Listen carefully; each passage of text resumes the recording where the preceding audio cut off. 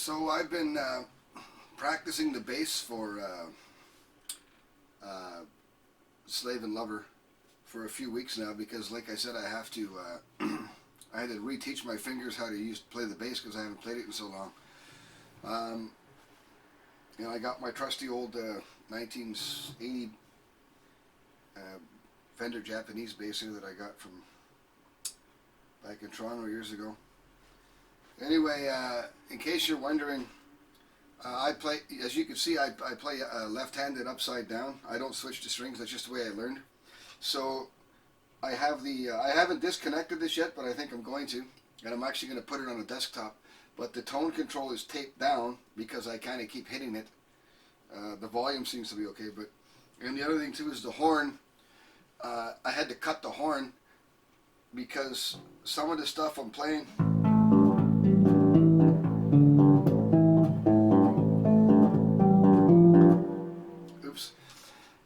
Up there, I can't reach with the horn because, again, this is a right-handed bass, and I'm a lefty, right? Playing it lefty.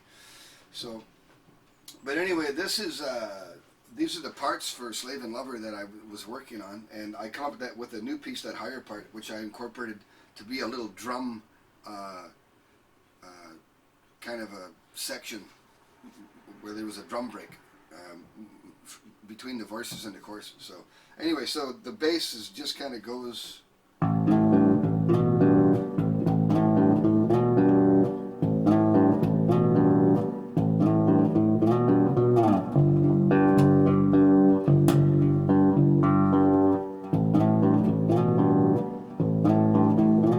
And I have different parts. I have different parts that go up the neck, and the vocal kind of follows it. So.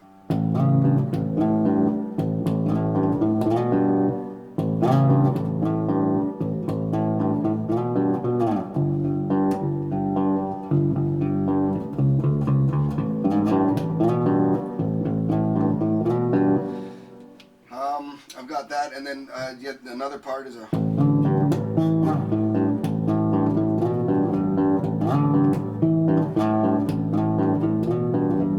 Obviously, I still got to play it smoother than that, and I'm playing it quicker than it actually goes.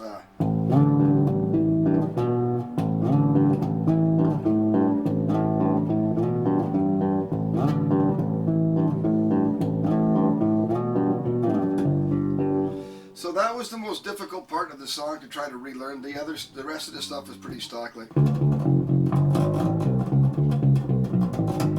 all in those notes all in there. So that new part of the bass that I've been working on, the higher part with the drum break, where I'm going to incorporate the rototoms, the 6, 8, 10, and then the two that I found on Kijiji, the 18, the 16 and the 18, is going to go like this.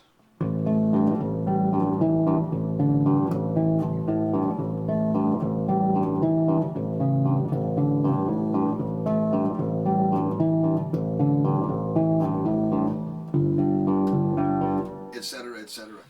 But that's the higher part that I found that I worked out, and that wasn't in the original one. But again, like I said, I had to cut the horn away on the bass to be able to reach it, and that's what I did. So that's why the bass looks like this. I'm actually going to repaint it so it doesn't look so silly. Yeah, so that's kind of what I've been working on for the bass. The guitar is pretty much not as difficult as the bass, so. That's what I've done. This is my little humble apartment that I'm sitting in right now. My studio is at another place, as I mentioned. So this is kind of my little sketch setup that I had. You can see my old this unit here is an old Roland 2480.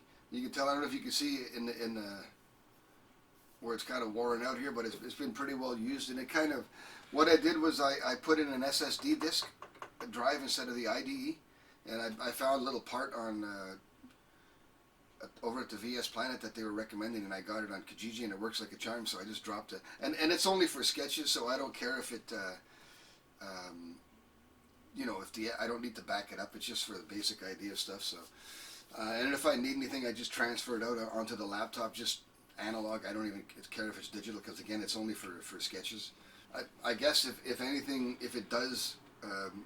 If there ever becomes anything on here that I feel is usable for the final take, I'll just bring this whole unit to the studio and I'll transfer it that way.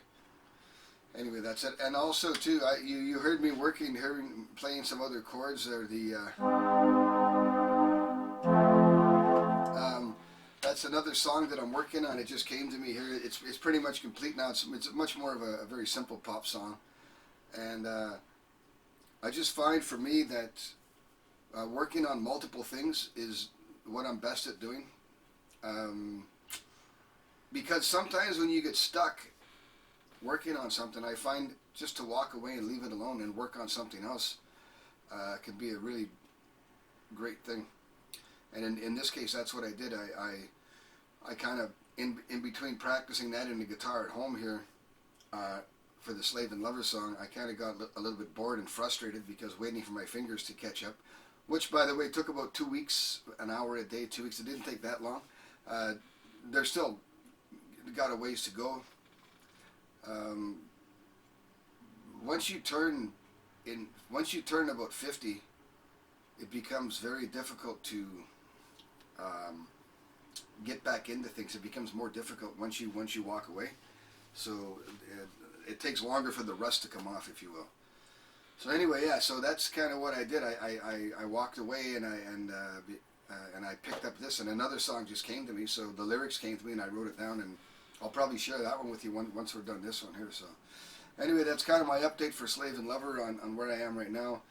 I did the drum tracks the other day, but I got to do a couple more passes because I have to basically write the drums, if you will. And the way I do it is I run it through until I just keep discarding the stuff that doesn't work until I have what I like. And that's the beauty about having your own recording studio. You don't have to worry about spending time and wasting time because you're paying big bucks for someone else's studio. I can sit and tweak the song until I'm happy with what I have, right? So, but that's how I put my drums together. I run it through multiple times, and I'll take it out and I'll listen to it in the car, and I'll make notes what I don't like. Usually it's just a mental note because I know what's going on. But yeah, so that's it. This is my little home studio setup, a little apartment that I live in, and there's Ziggy the Wonder Dog. Right, Ziggy? Say hi. He hurt his foot, so he's not too happy right now. He's pretty quiet. Anyway, we'll check in again later. Thanks for tuning in. We'll see you again next time.